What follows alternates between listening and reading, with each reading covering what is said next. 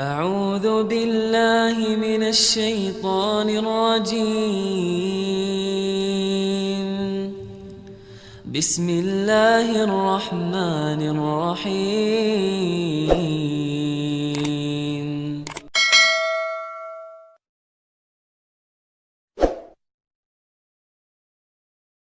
Ada nggak? Ini om mau kerja?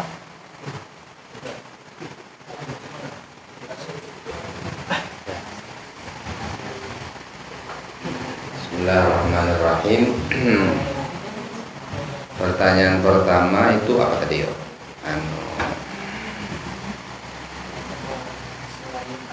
Supaya kita dalam menuntut ilmu diberkahi oleh Allah Subhanahu wa taala, ada beberapa hal yang sangat mempengaruhi untuk mencapai tujuan dalam menuntut ilmu, terserah mau ilmu agama ataupun ilmu yang non ilmu agama.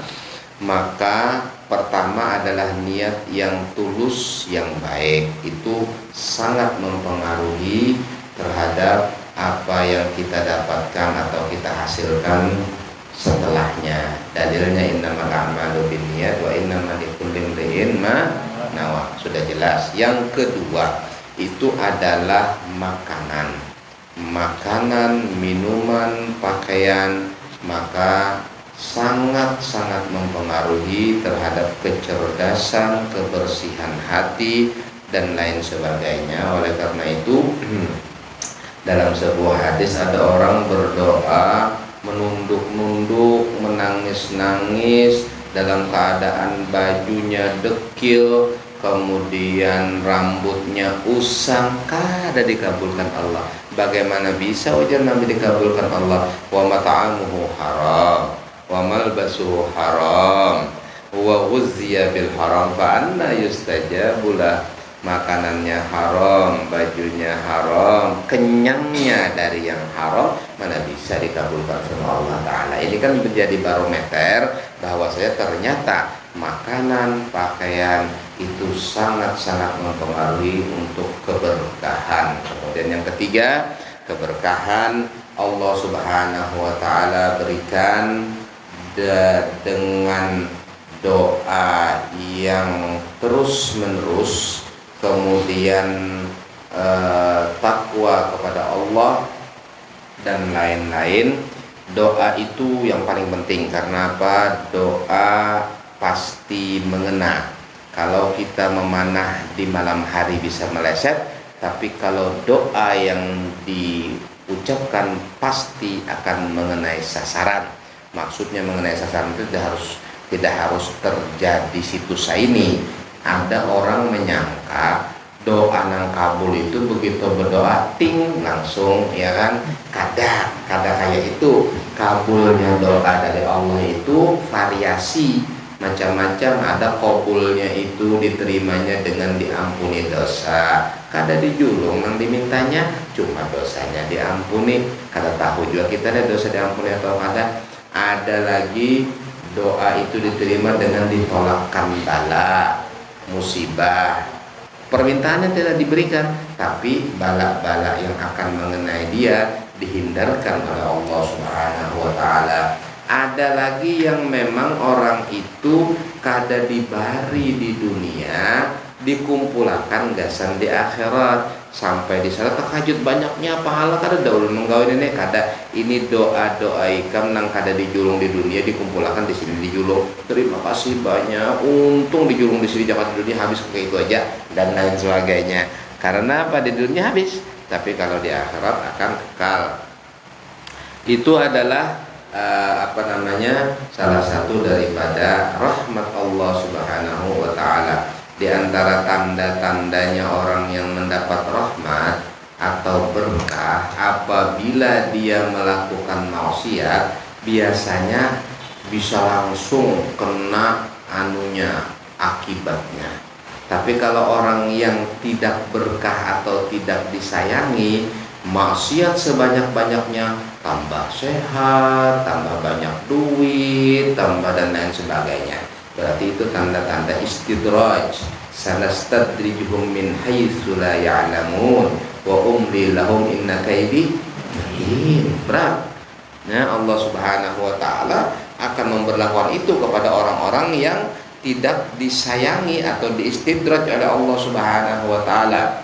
Jadi tatkala ada seseorang yang mengadu kepada gurunya, "Guru, ulun tadi perjalanan, waktu perjalanan itu ada melimpas seorang wanita, lalu mata ulun ini iringi wanita itu, takut sekalinya ulun tahantuk dinding, tahantuk tembok berdarahan, jadinya datang boleh terdapat guru, kenapa berdarah? Iya, tadi ulun melimpas di jalan, begitu melihat ada wanita, ya kan, ulun di hatinya kada sadar sekalinya di higa ini ada dinding batu, tahantuk lah, lalu ulun akhirnya berdarah. Kemudian gurunya mengatakan, "Wahai muridku, beruntung engkau." Kenapa beruntung? Karena Allah langsung memberi pelajaran kepada kamu. Begitu engkau melakukan maksiat, langsung dicatat Allah Ta'ala. Jika di akhirat dicatatnya ngalih benar. Nah, ini kan cuma berdarah sedikit aja, kada mati kada apa-apa. Ada orang yang seperti itu. Jadi itu termasuk bagian daripada berkah atau penjagaan dari Allah Subhanahu wa taala. Adapun di antara doa-doa yang paling bagus untuk kita haturkan, ya doa yang ada dalam Al-Qur'an, Rabbi zidni ilma, ya kan? Wahai Tuhanku, tambahlah bagiku ilmu. Nabi kita Muhammad tidak disuruh tambah harta, tidak disuruh tambah kekuasaan, tidak, tapi Rabbi zidni ilma, wahai Tuhanku, tambahlah bagiku ilmu. Jadi maka caranya berapa kali dibaca, apa dibacanya? Wah, itu panjang pembahasannya. Jadi secara umum ada yang mengatakan bilanya hendak alim itu baca ya alim, misalnya kalau ya alim. Nah, hitung jumlah hurufnya tapi melalui kode rumus abjadiyah. Jadi ada kodenya namanya abjadun itu kan, abjadiyah itu silahkan dilihat di kamus-kamus bahasa Arab seperti Al-Munjid ada dikisahkan.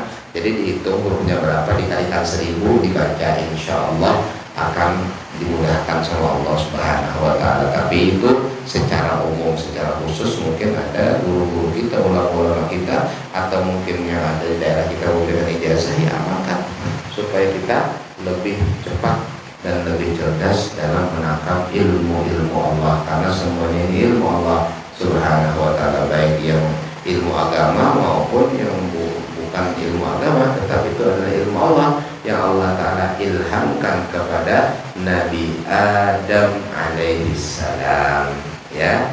Karena yang pertama kali sama Allah Ta'ala beri ilmu Nabi Adam, wa 'allama Adam al-asma'a kullaha, ya, kalau dalam Al-Quran, dan Allah mengajarkan ilmu kepada Nabi Adam, nama-nama ilmu-ilmu semuanya. Nah, tanda-tanda daerah-daerah yang tidak diberkahi oleh Allah Subhanahu wa taala adalah daerah-daerah yang pernah terjadi musibah bala gara-gara maksiat. Seperti satu tempat, namanya ada satu tempat daerah Arab sana, saya lupa negaranya sekarang ini, namanya Al-Hajar. Ada daerah namanya Al-Hajar. Itu dulu di zaman sebelum Nabi Muhammad pernah turun di sana bala, pernah turun azab Allah, sekampungan habis. Lalu Nabi kita Muhammad SAW beserta para sahabat pada waktu beliau ingin ke satu daerah karena harus berangkat dalam sebuah peperangan, melimpasi daerah itu, ujar Nabi, asrep, lakasi, capati. Jadi kuda itu dicapati, kemudian nang berjalan buka sampai tuntung melewati daerah itu, hanya Nabi berbanda. Ujar Nabi, taulah hikam kenapa aku suruh capat di situ? Karena itu daerah yang dulu pernah turun bala dan azab Allah Subhanahu wa taala, dan aku tidak ingin berada di sana berlawas-lawas. Jadi dianjurkan seperti itu. Jadi model pian adalah yang Allah melimpas di depan pal 5 kan itu pal berapa itu? Nah ada tulisannya itu. Ya Allah itu lajui.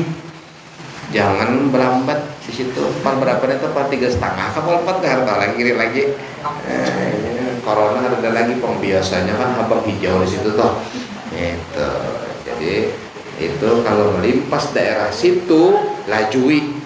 Jangan toleh kanan toleh kiri, apalagi langsam, apalagi merem, apalagi pura-pura mogok, ya kan? Jangan, karena bahaya ya. Nah, daerah-daerah yang ada kemaksiatan pasti itu akan menimbulkan bala, menurunkan bencana. Hanya saja ada bala itu tatkala mau turun dipindahkan ke tempat yang lain karena ada doanya orang-orang yang soleh, ada amaliyah daripada orang-orang yang takwa kepada Allah Subhanahu wa taala, sehingga akhirnya Allah sayang kepada daerah itu karena ada orang itu. Nah, dalil Allah Subhanahu wa taala berfirman dalam Al-Qur'an dalam Al-Quran disebutkan wa ma kunna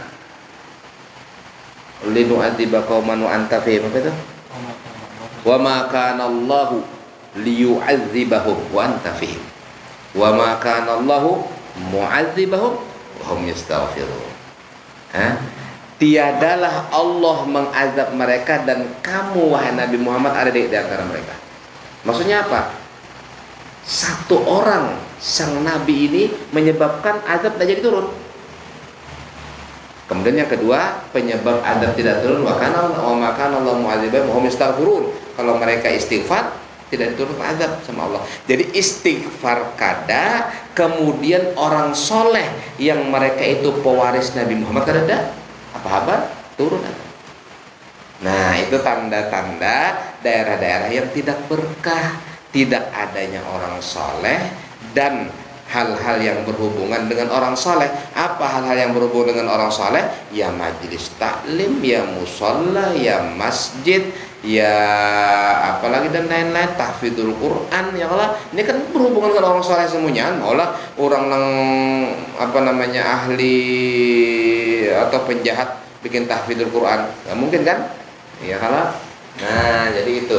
Jadi tanda-tanda daerah-daerah yang tidak diberkahi tidak adanya hal-hal yang indikasinya itu berhubungan dengan kesolehan. Kemudian selain daripada daerah-daerah yang memang sudah ada sebelumnya itu kasus-kasus azab Allah. Ada satu daerah di daerah Jawa Tengah tahun 52 kalau tidak salah, itu sekampungan habis. Sekalinya sekampungan habis itu, dan mereka memang banyak melakukan kemaksiatan dan beberapa dai datang ke sana tidak diperhatikan, kemudian tidak disambut dengan baik. Akhirnya suatu malam terjadi longsor yang menyebabkan satu kampung itu mati, dan ditulis prasastinya, di situ ada tulisannya, kampung ini sekian jumlah orangnya mati dalam sebuah musibah. Nah, ternyata menurut ahli arkeologi pada waktu itu mengatakan aneh. Anehnya apa? Bukan longsor, tapi seperti gunung yang ditapak ujungnya, diangkat kemudian dihantamakan. Sebab kalau longsor akan begini tidak mungkin kena yang ini.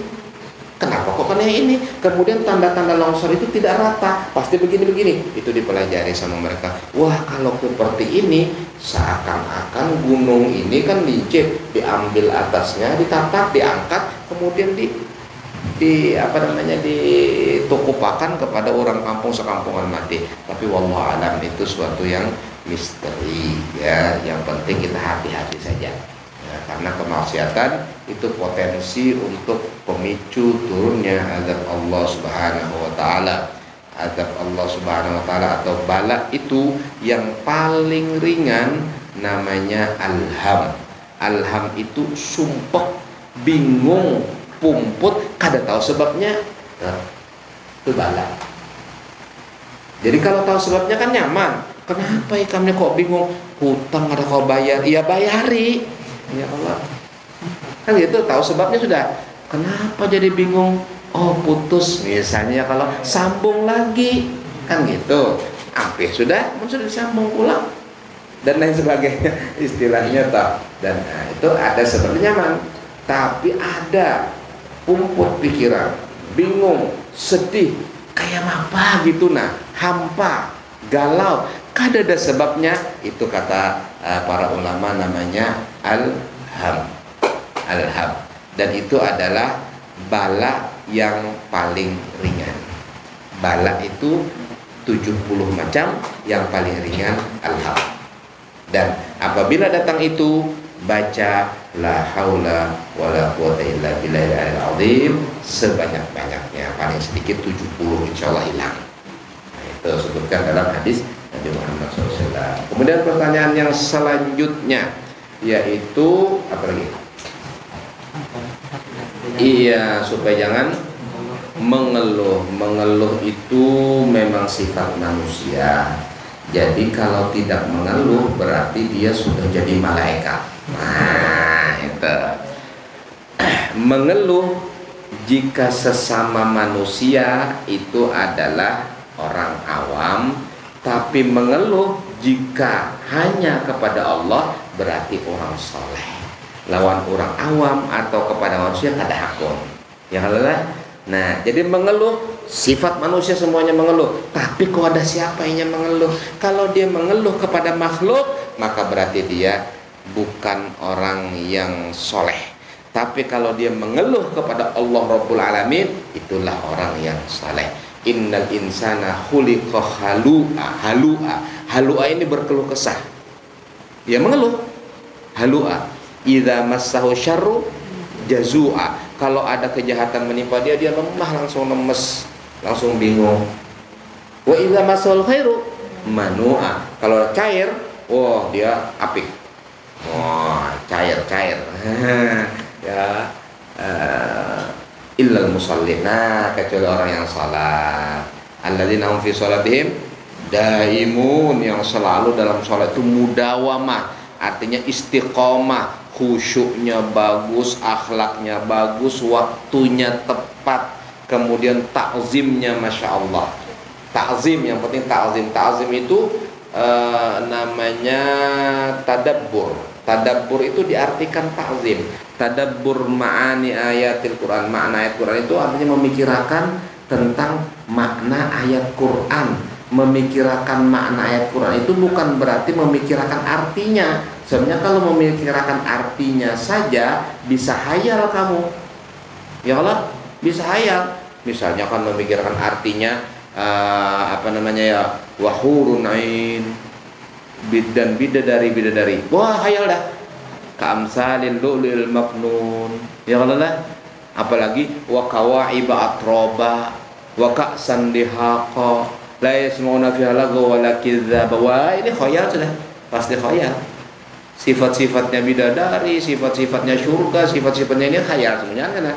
Nah, tadabbur makna ayat Quran itu bukan itu, lain itu. Tadabbur makna ayat Quran itu ta'zim ilallah. Jadi mengerti, tapi nang dimusyahadahakan, nang diingatakan itu nang menciptakan itu siapa? Nah, itu tadabbur makna. Itu ta'zim. Sama langsung bayang Allahu Akbar. Kita ta'zim kepada Allah itu yang paling penting, dan itu nanti akan membawa kekhusyuan dan lain sebagainya. Kalau kita hanya berusaha khusyuk itu dengan kada tapi begawi, makin nyai bersambut kepala sambil sembahyang dapat 2 duit ya Allah. Nah, baginnya karena begawi ya Allah, begawi pulang kepikiran pulang notasi anu belum dibayar, kada kawa juga. Jadi kita tidak mampu untuk khusyuk, tapi kita akan bisa mencapai khusyuk karunia dari Allah. Bagaimana caranya supaya dapat karunia Allah? Amalkan sunnah-sunnah, pakai siwak, pakai celak, pakai rida, kan sunnah. Kemudian pakai imamah, tapi di rumah aja, jangan di luar ya. Kalau di luar bisa orang tuan guru kan. Kemudian pakai minyak harum, kemudian pakai cincin, juga sunnah Nabi. Kemudian dan lain-lain yang sunnah-sunnah itu digawi. kemudian cara menghadapnya yang bagus, ada dari caranya dan lain sebagainya. Nah, itu nanti akan menyebabkan turunnya karunia Allah yang berupa al-khusyuk. Lalu khusyuklah kita. Itu salah satunya caranya supaya khusyuk. Berkeluh kesah silahkan, tapi berkeluh kesahlah kepada Allah Tuhan semesta alam. Jangan berkeluh kesah kepada manusia, karena manusia la yadurru wa la yanfa', tidak bisa memberi madarat dan tidak bisa memberi manfaat. Berkeluh kesahlah kepada Allah, mengadulah kepada Allah. Nah, jadi kalau kada berkeluh kesah sama sekali luput juga, tapi caranya berkeluh kesahnya itu harus pas, yaitu hanya kepada Allah. Ada ulama yang mengatakan boleh berkeluh kesah kepada orang yang lebih pengalaman, yang bijaksana, tujuannya untuk mencari solusi permasalahan yang kita hadapi, boleh. Tapi biasanya itu bukan berkeluh kesah. Kalau seperti itu ya memang minta pendapat. Kalau berkeluh kesah ini ya pandang kawan aku kayak ini kan ada untungnya. Pada dirinya terus seperti itu, berpandang ke kiri ke kanan dan lain sebagainya, hanya untuk sekedar mengeluarkan apa yang ada dalam hatinya yang terasa berat di dalam dirinya. Ujar abah guru sekumpul, orang yang berkeluh kesah itu tauhidnya berarti kurang, kada beres. Karena apa? Bukankah raditu billahi robba, aku ridho Allah sebagai Tuhan, wabil islami dina, Islam sebagai agama, wabil Muhammad SAW Nabi Rasulullah. Apabila berkeluh kesah, maka berarti model seakan-akan tidak percaya kepada Allah, tidak percaya kepada Nabi Sallallahu Alaihi Wasallam. Ya, itu saja yang bisa saya sampaikan. Barangkali ada yang lain. Nah,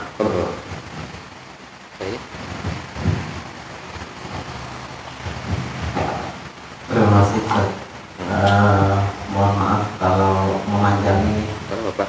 Jadi yang pertama dari penyampaian muzakarah di malam ini ada 3 yang coba ulun anak bertakun. Jadi yang pertama mungkin kalau yang tadi pertanyaannya makanya apa caranya supaya jangan berkeluh kesah.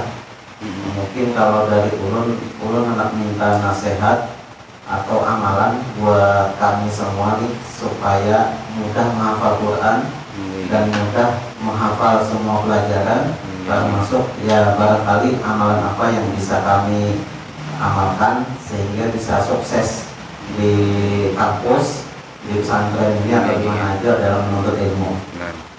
Yang kedua Ustaz, terkait tentang ceritanya Nabi Musa tadi, bahwa Nabi Musa itu mengawini 2 bersaudari dari anaknya Nabi Syuaib. Nah, dalam syariat kita itu diharamkan dan memang secara medis kada baik. Nah, yang ulun tanyakan itu mengapa di zamannya Nabi Musa itu diperbolehkan? Mungkin ada alasan apa yang melatar belakangi itu sehingga boleh kawin apa ya istilahnya ya kawin bersaudara gitu. Satu aja, salah satu aja, bukan kedua-duanya. Nah, mohon maaf Ustaz, salah paham berarti salah satu, bukan keduanya Ustaz ya. Keduanya. Oke, baik.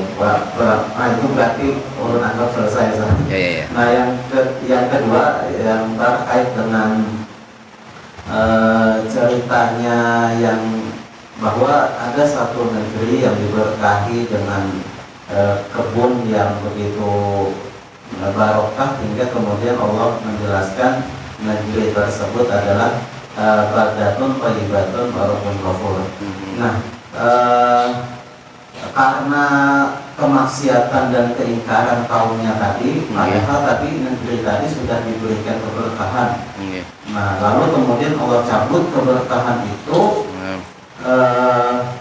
hingga kemudian mengakibatkan negeri itu menjadi gersang. Bahkan tumbuhan yang tumbuh pun tadi adalah tumbuhan sidar yang pahit dan berduri.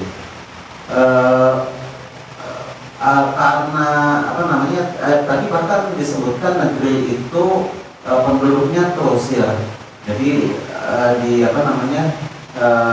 cari lagi negeri yang cocok untuk bisa di tempat tinggali.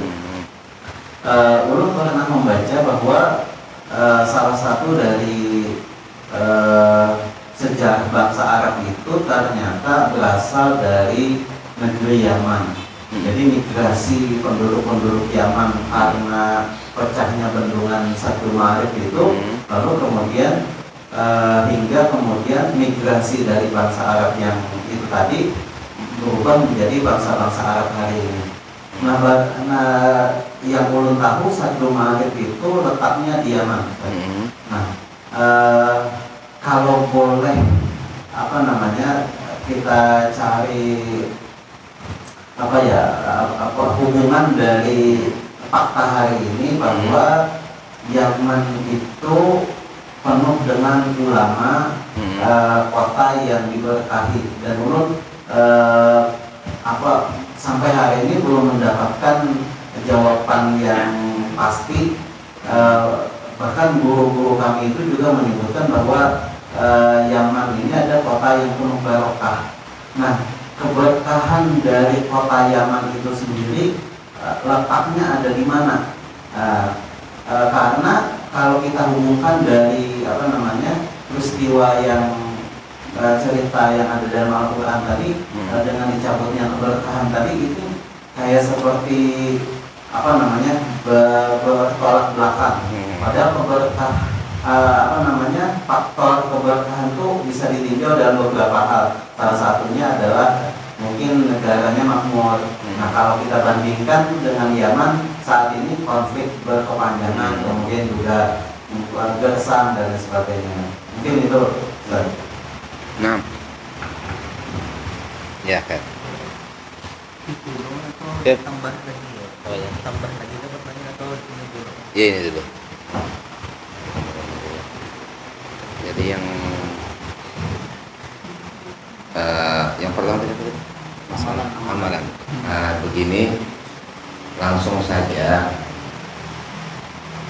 di antara amalan-amalan yang bagus dibaca itu sebagaimana ulun diberi ijazah dari salah satu guru, yaitu Syekh Muhammad Zain bin Abdul Ghani.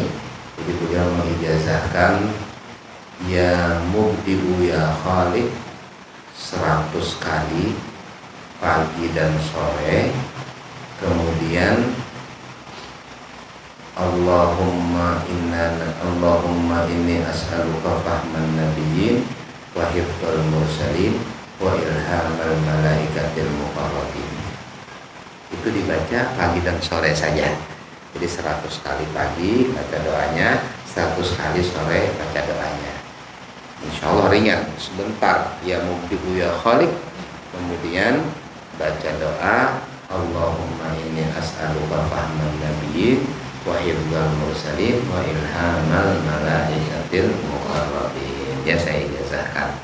Jadi ulun mendapat ijazah ini dari Abah Guru Sekungkul itu 3 kali. Yang pertama dijuluki Sidin, terdapat pulang dijuluki Sidin pulang, mungkin ketahuan sama mengamalkan waktu itu deh. Sama metode yang ketiga dijuluki Sidin pulang. Jadi ada 3 kali Sidin mengijazahkan ijazah itu, dan bagus, insya Allah diamalkan. Mudah-mudahan kita bisa mengamalkannya, amin ya rabbal alamin. Yang kedua yaitu masalah keberkahan yang Allah Subhanahu wa ta'ala limpahkan di negeri Syam, sehingga orang-orang yang pada waktu itu berada di Yaman, dalam hal ini Sabah, mereka pun urbanisasi pindah ke sana. Arab itu berasal dari Sam bin Nuh, dari Nabi Allah Nuh. Kemudian dari Sam bin Nuh terus ke bawah ada terbagi menjadi dua, ada Arab yang musta'robah dan yang satu bukan Arab. Jadi Bani Israel itu adalah anak-anaknya Nabi Yakub. Kemudian Nabi Yakub punya anak Nabi Yusuf. Nabi Yusuf ke bawahnya itu tetap Bani Israel. Maaf salah, Nabi Ibrahim maksud ulun. Nabi Ibrahim itu mempunyai anak Nabi Ishak yang menurunkan Bani Israel, dan punya anak juga Nabi Ismail, kakaknya Nabi Ishak yang menurunkan bangsa Arab, Nabi Ismail. Kemudian di antara keturunan-keturunan Sidin itu ada namanya Himyariyun dan Qohtoniun. Jadi terbagi menjadi dua di bawahnya. Kemudian Himyariyun ini banyak ke Yaman, Qohtoniun ini banyak di Hijaz. Arab yang asli itu cuma dua, yaitu Yaman dan Hijaz. Yaman dan Hijaz ini namanya Arab al-Musta'rabah, yang memang betul-betul asli Arab. Yaman itu menyangkut daerah sekitarnya. Kemudian Hijaz itu adalah Mekah, Madinah dan sekitarnya. Mekah, Madinah dan sekitarnya. Jadi dua keturunan dari Qohtoniun dan Himyariyun. Kemudian dari Qohton itu ada lagi nanti satu jurusan namanya Adnan, yang disebut dengan Adnaniyun, yang kelak akan menurunkan Nabi kita Muhammad Sallallahu Alaihi Wasallam. Oleh karena itu kalau ditanya Arab yang asli, Yaman dan Hijaz. Kemudian karena kurun waktu yang lawas, ya kalau banyak ada terjadi musibah, ada terjadi bala, ada terjadi peperangan, ada terjadi kelaparan dan lain sebagainya, maka berpindah-pindahlah daripada dua daerah ini ke daerah-daerah yang lain.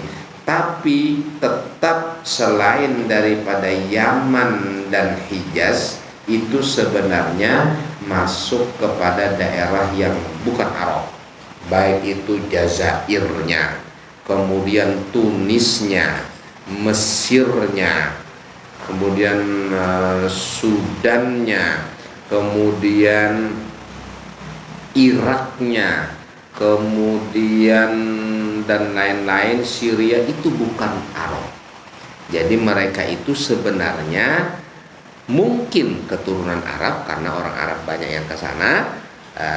Dan kenapa mereka berbahasa Arab, kan itu pertanyaannya. Kalau mereka memang bukan Arab, seharusnya mereka tidak berbahasa Arab. Ternyata Mesir berbahasa Arab, Jazair berbahasa Arab, Tunis berbahasa Arab.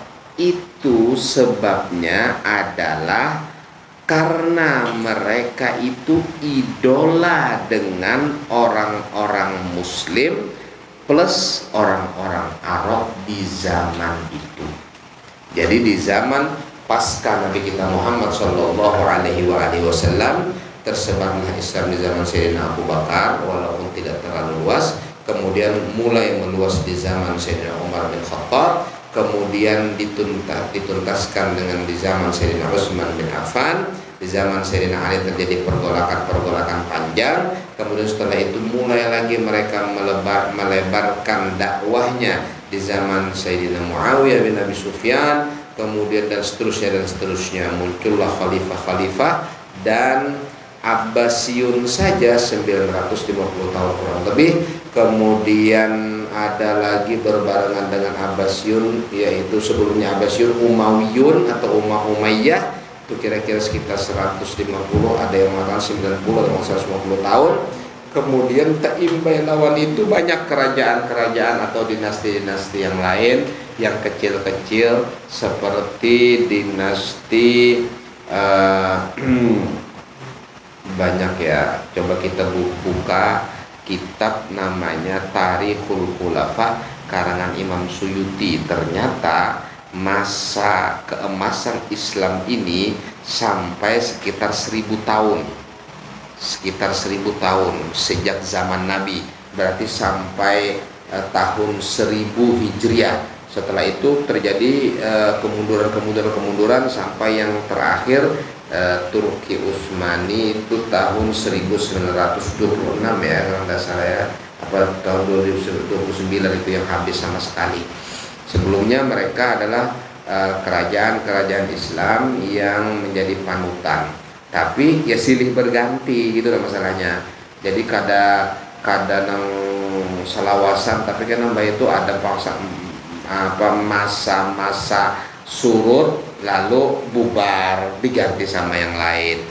Di Sudan, di daerah Afrika itu pernah terjadi 3 kali dinasti, tiga keluarga yang mereka itu menjadi penguasa Islam. Yang pertama itu seorang yang sufi, yang kedua itu ahli thariqat dan lain sebagainya, itu sejarahnya ada. Nah, kemudian di daerah Uzbekistan, Kazakhstan itu juga kaum muslimin juga pernah di sana mempunyai kerajaan-kerajaan dan lain sebagainya. Nah, otomatis tatkala di zaman Sayyidina Umar bin Khattab itu banyak sekali ekspedisi atau gerakan-gerakan dakwah yang beliau lancarkan, diteruskan dengan zaman Sayyidina Umar, Utsman dan Sayyidina Ali dan seterusnya, sehingga menjadikan mereka orang-orang muslimin itu idola di Mesir, idola di Tunisia, idola di Aljazair. Akhirnya pedagang-pedagang, umumnya mereka berdagang, itu pun disambut baik oleh mereka. Dengan akhlak yang mulia, mereka menyampaikan dakwah Islamiyah, sehingga kekaguman orang-orang itu menyebabkan mereka berbahasa Arab. Akhirnya bahasa Arab menjadi bahasa resmi, padahal sebenarnya bukan. Jadi seperti Mesir itu Afrika, kemudian Turki itu sudah Eropa, itu sebagian Eropa, sebagian Asia dan lain sebagainya. Jadi yang Arab yang musta'robah yang asli Yaman dan Hijaz. Kalau ini Yaman dan Saudi gitu aja, tapi sebenarnya kada hanya Saudi saja, ada beberapa daerah lagi yang memang masih dalam ruang lingkup Hijaz. Yaman itu mencakup Yaman utara, Yaman selatan, kemudian ada Hadramaut di dalamnya. Kalau kita melihat bahwasanya Yaman itu adalah salah satu negeri yang penuh dengan keberkahan, dengan banyaknya para ulama, tapi kenapa sekarang konflik dan lain sebagainya, maka bukan berarti konflik itu menunjukkan tidak berkah. Ketidakberkahan itu justru lebih kepada kemaksiatan walaupun tanpa konflik. Seperti daerah, maaf ya tidak pasti juga lah, ulun hendak nyambat Eropa misalnya, ya karena kalau pina orang Eropa itu ada yang alim-alim. Jadi sebenarnya ini bukan menjadi patokan. Cuma ada satu negara, tidak sebutkan anunya ya kan, mereka makmur, mereka negara kuat, kemaksiatannya luar biasa. Apakah berarti berkah? Tidak. Keberkahan dilihat bukan hanya banyaknya, nyamannya, damainya, enaknya hidup, tapi kembali saya katakan, keberkahan itu karunia nikmat yang dibarengi dengan syukur kepada Allah SWT. Ini kesolehan. Tatkala daerah itu adalah daerah yang soleh, walaupun di sana konflik, tidak mencabut negeri itu sebagai negeri yang berkah. Walaupun konflik itu bisa jadi terjadi karena kesalahan beberapa orang, dosa-dosa beberapa orang, sehingga akhirnya terjadi musibah tersebut. Ariha, kampung yang ada di Higa Masjidil Aqsa, itu adalah kampung yang takwa kepada Allah, berkah, buah-buahan bagus, ekonomi lancar, tiba-tiba rajanya bukan dari Ariha, kerajaan. Jadi kekuasaan yang lebih besar.